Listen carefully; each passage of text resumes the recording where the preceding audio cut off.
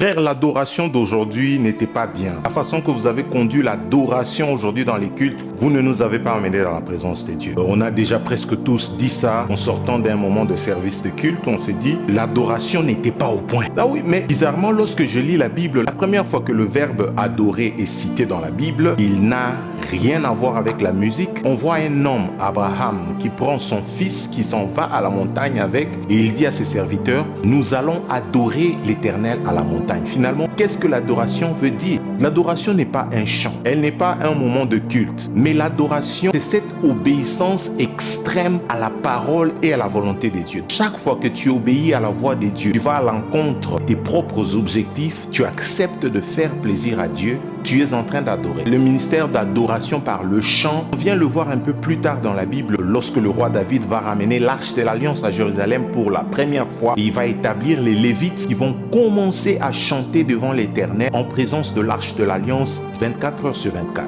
Pour vous aider à mieux comprendre, considérons que cette pomme, c'est l'adoration. Et considérons que ceci est la musique.